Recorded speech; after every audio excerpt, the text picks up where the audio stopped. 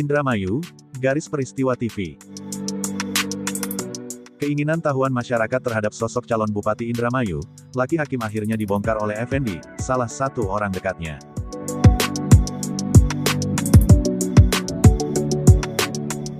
Lucky Hakim yang sekarang ikut konstelasi politik itu, dinilai banyak bermain peran dan omongannya tidak sesuai dengan kenyataan. Untuk itu Effendi meminta masyarakat Indramayu jangan terkecoh dalam memilih pemimpin seperti itu. Mantan Wakil Badan Pemenangan Partai Gerindra Kabupaten Indramayu ini membeberkan segala hal yang berkaitan dengan sosok Lucky Hakim. Dari mulai persoalan puluhan proyek yang mangkrak, hingga persoalan mundurnya Lucky Hakim sebagai Wakil Bupati dengan mahar 2,5 miliar rupiah. Effendi membeberkan persoalan 26 proyek yang mangkrak dan menjadi temuan BPK. Proyek tersebut melibatkan Wakil Bupati Indramayu Lucky Hakim. Effendi juga membeberkan Lucky Hakim ternyata menerima uang 2,5 miliar rupiah saat mengundurkan diri dari jabatan Wakil Bupati Indramayu. Hal itu diungkapkan mantan Wakil Ketua DPC Gerindra Indramayu, Effendi, Kamis tanggal 7 November tahun 2024. Effendi membeberkan hal tersebut kepada awak media sebagai bentuk kepedulian dan tanggung jawab dirinya atas nasib masa depan Indramayu. Apalagi Lucky Hakim saat ini mencalonkan diri sebagai calon Bupati Indramayu pada Pilkada 2024. Kehadirannya pada siang hari ini, alhamdulillah kita diberikan kesehatan serta masih dapat dipertemukan dalam sebuah acara jumpa pers dengan menghadirkan narasumber kita yang akan mengetahui seluk-beluk siapa sih sebenarnya sosok yang akan diceritakan nanti. Saya perkenalkan, di samping saya adalah Bapak Effendi. Siapa sih sosok Pak Effendi ini? Orang yang paham dengan siapa sih sosok Lucky Hakim.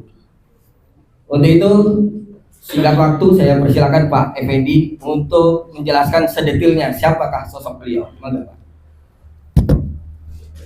Baik, assalamualaikum warahmatullahi wabarakatuh. Salam sejahtera untuk kita semua. Yang saya hormati rekan-rekan pers, rekan-rekan media. Pada kesempatan ini, perkenalkan saya Effendi. Saya merupakan salah satu daripada orang yang bisa dikatakan cukup dekat dengan saudara Lucky Hakim. Yang saat ini kita sama-sama tahu bahwa yang bersangkutan merupakan calon Bupati dari nomor urut 2. Jadi kalau kita berbicara tentang saudara Lukman, ya, yang kemudian diganti dengan namanya Lucky Hakim, ini berawal ketika yang bersangkutan sebagai bakal calon waktu Pilkada 2020 kemarin, yang akan berpasangan dengan Ibu Nina yang saat ini sebagai calon bupati dari nomor urut 3. Saudara Lucky Hakim ini, sebagaimana yang diakui pada saat kali pertama yang bersangkutan memperkenalkan diri di depan para kader Partai Gerindra, di mana saat itu yang bersangkutan adalah yang menerima rekomendasi atau sang recommended dari Partai Gerindra sebagai calon wakil bupati dalam kontestasi Pilkada 2020 kemarin. Beberapa hal yang saya anggap krusial yang perlu saya sampaikan di sini. Ini merupakan salah satu bentuk wujud, terutama saya pribadi, sebagai bentuk kepedulian, rasa tanggung jawab sebagai warga, sebagai masyarakat Indramayu, terutama yang mempunyai hak pilih dalam pilkada yang akan diselenggarakan pada tanggal 27 mendatang. Oleh karena itu, merupakan kewajiban kita, khususnya saya, untuk memberitahukan, memberikan penjelasan keterangan yang sedetail-detailnya terhadap calon yang akan membawa Indramayu ini 5 tahun ke depan. Saya merasa berdosa ketika kemudian apa yang saya pernah perbuat, apa yang pernah saya tahu, apa yang pernah saya lihat, apa yang saya pernah dengar, kemudian tidak dikontribusikan kepada masyarakat Indramayu, sehingga berpotensi masyarakat Indramayu yang akan menggunakan hak pilihnya ini akan keliru dan salah memilih seorang pemimpin. Jadi hakim yang saya kenal pertama kali yang mengaku dirinya sebagai artis, karena kebetulan saya pun juga karena memang tidak suka menonton sinetron, jadi jujur saya katakan saat itu memang saya benar-benar asli saya nggak mengenal, nggak tahu yang namanya Luki Hakim, yang kemudian bersangkutan sendiri yang mengaku bernama asli Lukman, mengaku dilahirkan dari desa Kedokan, kemudian karena ketidakmampuan orang tuanya sehingga kemudian diadopsi dan dibawa ke Cilacap. Setelah yang mengadopsi ini pun juga meninggal, kemudian mencarilah keluarga orang tuanya di Kedokan dengan harapan barangkali kondisi keluarga orang tuanya itu ada salah satunya yang mampu dari segi ekonomi. Namun karena ternyata setelah dilihatnya semuanya itu dianggap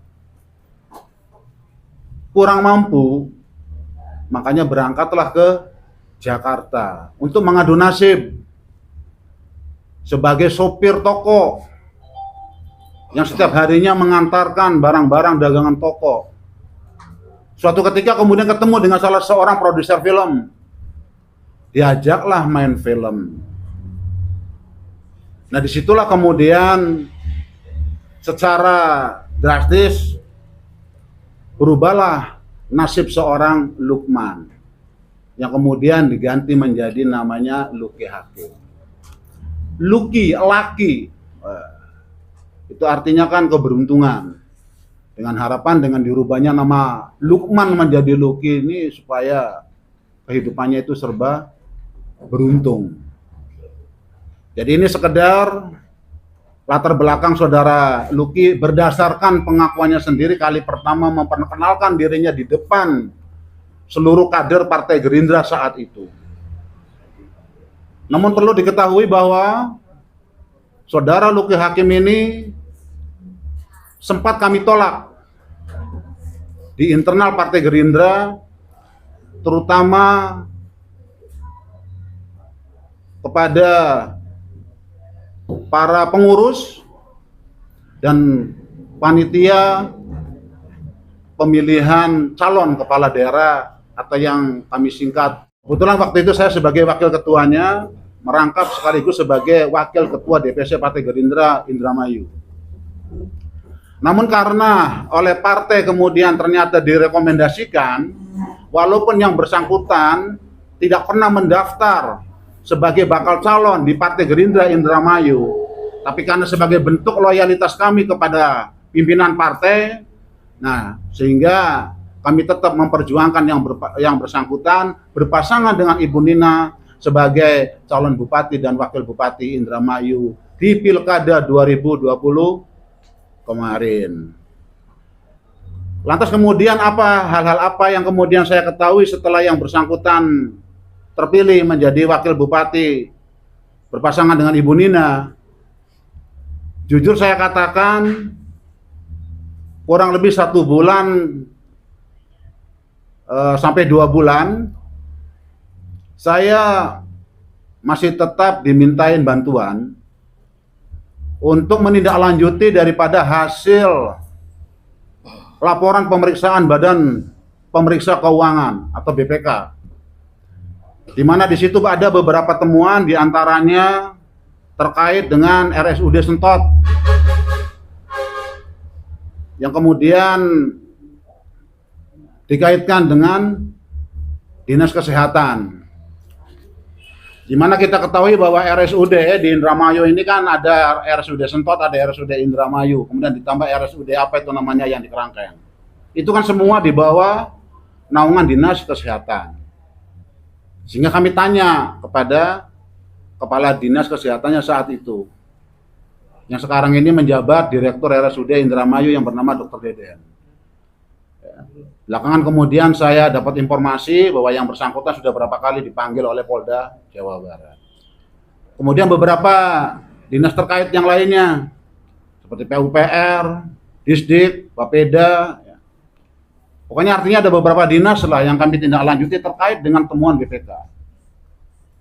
Maksud saya di sini bahwa selesainya kami berjuang memenangkan pasangan Nina Luki di Pilkada 2020, saya atas nama pribadi, saya masih bekerja. Namun alangkah kagetnya ketika kemudian mungkin rekan-rekan media pun juga memonitor terkait dengan ramainya pemberitaan beberapa puluh paket proyek yang mangkrak.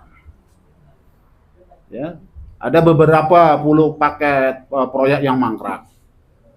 Nah, di situ saya ketemu dan kenal dengan seorang yang bernama Mantep Abdul Ghani, yang mengaku sebagai bendahara umum salah satu ormas. Namun setelah saya konfirmasikan dengan ketua umumnya, ternyata yang bersangkutan tidak dibenarkan. Bahwa yang bersangkutan itu bukan sebagai pengurus ormas yang dimaksud. Selanjutnya saya klarifikasi dengan Saudara Luki Hakim. Dan dijawab memang kenal dengan Mantep Abdul Ghani. Saudara Mantep Abdul Ghani ini mengaku bahwa berapa puluh paket proyek yang mangkrak, kalau nggak salah waktu itu lebih daripada 20 paket proyek. Itu semua tidak lepas dari campur tangannya Saudara Luki Hakim sebagai wakil bupati. Nah, sehingga saya bisa menyimpulkan awal renggangnya hubungan bupati dan wakilnya, Ibu Nina dengan Luki Hakim, ini biar publik tahu. Itu berawal dari proyek tersebut. Ibu Nina dengan konsepnya Indramayu bermartabat, benar-benar mau memertabatkan Indramayu. Dengan visi dan visinya, dengan segala puluhan program-programnya. Sehingga hal itu dapat kita terima. Alasannya, salah satu penyebab mulai renggangnya hubungannya Ibu Nina dengan Luki Hakim. Salah satunya terkait dengan adanya paket proyek yang mangkrak itu. Jadi saudara-saudara media yang saya hormati, ini sekali lagi saya sampaikan demi kepentingan Indramayu. Tapi karena saya merasa sudah betul menjadi sebagai orang Indramayu, dulu saya sekolahnya di Indramayu, punya istri orang Indramayu. Saya terpanggil, saya mempunyai kewajiban sebagai kontribusi saya, sebagai bentuk kewajiban saya. Kewajiban untuk memajukan Indramayu bukan hanya untuk menjadi calon pemimpin, tapi menyumbangkan suara kita yang tepat dan yang benar, itu juga merupakan kontribusi yang besar supaya kita tidak keliru dalam memilih pemimpin. Jadi baik, kita lanjutkan terkait dengan renggangnya hubungan bupati dan wakil bupati, dalam hal ini Ibu Nina dengan Saudara Luki Hakim. Kemudian berlanjut dengan hal-hal yang menurut pendapat sang bupati, bahwa apa yang dilakukannya itu betul-betul berpotensi mencemarkan, berpotensi akan merusak konsep dan program-program kerjanya untuk 5 tahun ke depan.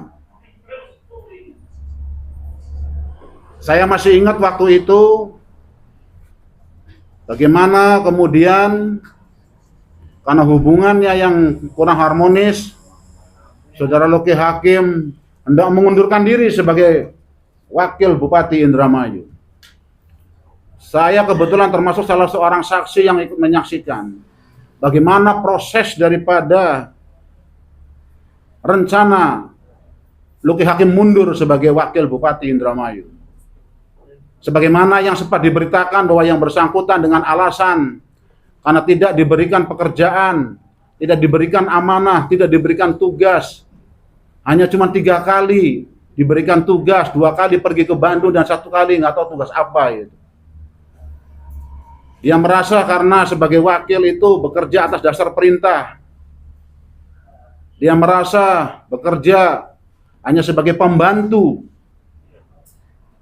yang kaitannya dengan pengawasan di internal. Dalam proses pengajuan permohonan pengunduran diri sebagai Wakil Bupati Indramayu, sebelum secara resmi diajukan kepada DPRD Kabupaten Indramayu, di situ bukan berarti karena dengan alasannya juga karena tidak mau makan gaji buta. Saya tahu dengan sejelas-jelasnya bahwa salah satunya karena adanya transaksional. Ini yang beberapa hari lalu yang juga saya sampaikan di podcast kemarin.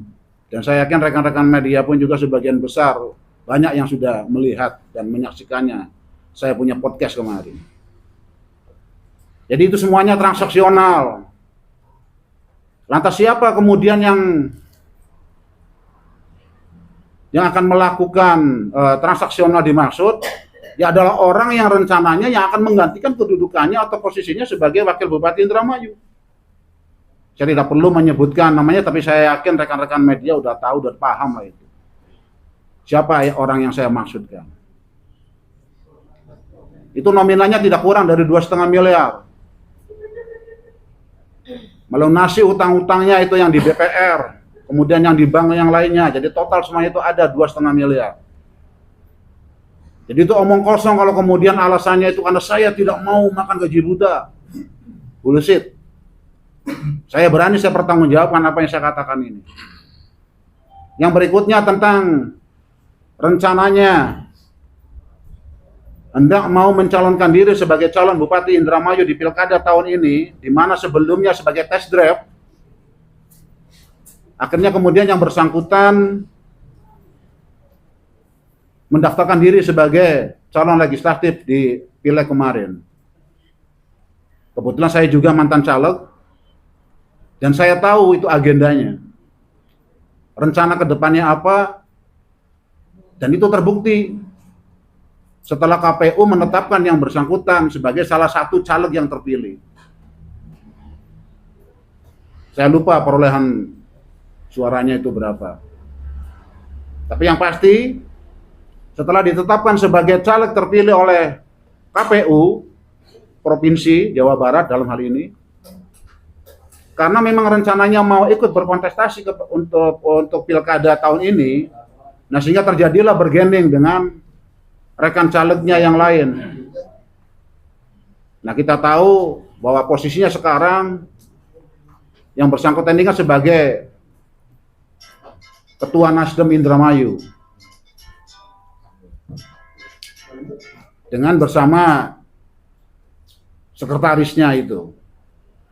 Ya itulah yang kemudian ketetapan dirinya sebagai caleg terpilih. Nah, ya itulah kemudian diserahkan kepada rekannya yang sekarang menjabat sebagai sekretaris DPD Nasdem Indramayu. Nominalnya cukup fantastis, 5 miliar. Jadi makanya saya berani mengatakan ini semuanya serba transaksional. DP, kemudiannya hal yang lain yang kaitannya langsung dengan saya, yang waktu itu saya sebagai mantan wakil ketua DPC Gerindra Indramayu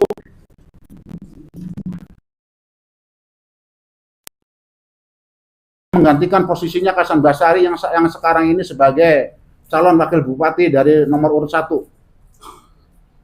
Dan sekarang pun juga yang bersangkutan masih menjabat sebagai Ketua DPC Gerindra Indramayu.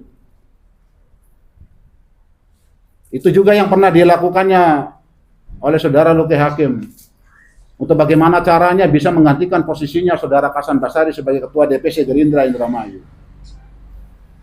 Namun setelah semuanya itu mendapat jawaban dari tingkat pusat melalui tingkat provinsi, lagi-lagi ketika kemudian dipastikan untuk supaya segera memberikan jawaban tertulis, ya, saya masih ingat betul waktu itu di hari Jumat, 4 hari sebelum Idul Fitri tahun 2022. Ternyata begitu saya minta untuk segera memberikan jawabannya atas kesediaannya bisa menggantikan posisinya Saudara Hasan Basari sebagai Ketua Gerindra Indramayu, ternyata endingnya itu lagi-lagi mundur. Dengan alasan katanya pada saat hendak menerima rekomendasi dirinya sebagai calon wakil bupati berpasangan dengan Ibu Nina di Pilkada 2020 kemarin, pengakuannya konon katanya karena ada kesepakatan dari pimpinan pusat Partai Gerindra dengan pimpinan pusat Partai Nasdem, di mana kesepakatannya adalah bahwa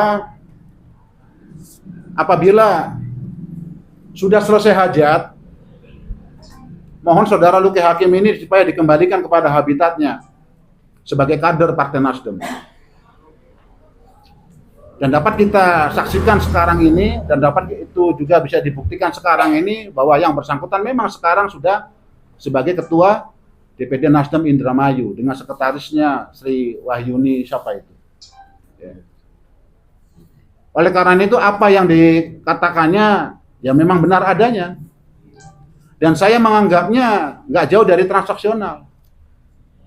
Jadi sebetulnya harapan dia mengajak saya itu agar supaya saya ini meminta kepada yang bersangkutan agar supaya nanti setelah berjalan setahun 2 tahun agar saya ini meminta yang bersangkutan ini mundur, kemudian posisi ketuanya digantikan oleh saya. Nah disitulah harapannya adanya transaksional. Tapi rekan-rekan media paham dan maklum, apalah daya saya seorang purnawirawan, saya seorang pensiunan tentara. Kalau sudah dihadapkan dengan uang miliaran rupiah, dari mana itu uang? Ya. Nah, sehingga karena dinilai hal ini tidak bisa dikomersilkan, makanya itulah alasannya kemudian mundur. Nggak jadi, nggak bersedia untuk menggantikan posisinya Hasan Basari sebagai Ketua DPC Gerindra Indramayu. Jadi saudara-saudara, rekan-rekan media yang saya hormati, saya cintai dan yang saya banggakan. Jadi beberapa hal itulah diantaranya saya menyampaikan hal yang sebenarnya tentang siapa Luki Hakim. Mudah-mudahan ini bermanfaat untuk masyarakat Indramayu yang tinggal menghitung hari memberikan hak suaranya di tanggal 27 mendatang. Agar supaya tidak keliru dalam memilih pemimpin. Yuk kita sama-sama kalau memang merasa sebagai rakyat Indramayu, yuk sama-sama selamatkan Indramayu. Jangan biarkan Indramayu ini digadai. Jangan biarkan Indramayu ini dijual. Saya rasa itu yang bisa dapat saya sampaikan terkait siapa Luki Hakim.